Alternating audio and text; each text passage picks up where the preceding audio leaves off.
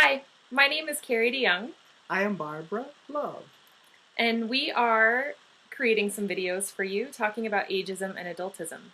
In this video, we're going to discuss ageism specifically. Ageism, along with adultism, are forms of oppression sharing the identity marker of age.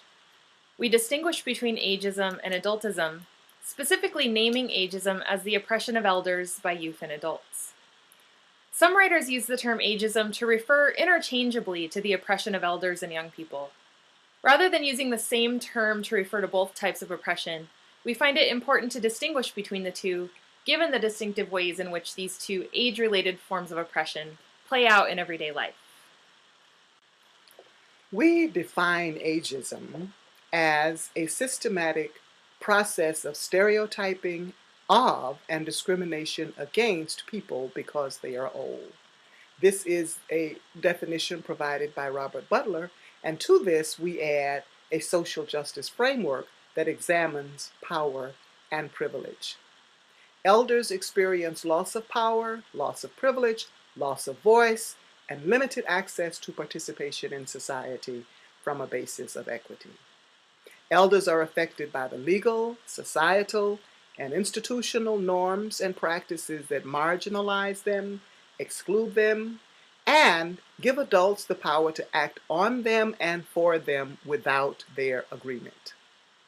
While elders may be revered for their presumed wisdom, they are nevertheless legally excluded from many aspects of societal participation, including from the workplace. There are very limited roles available for elders in society and the media. The notion that elders are not productive members of society is used to justify their being marginalized and made invisible in society. Elders are subject to and less able to defend themselves against abuse. The National Center on Elder Abuse estimates that nearly 10% of the elderly population were abused in 2010. Nearly 60% of elders that were targeted by abuse were neglected. An astonishing 91% of nursing homes lack adequate staff to properly care for patients, and 36% of nursing homes have been in violation of elder abuse laws. Thus, the systematic targeting and mistreatment of elders is pervasive.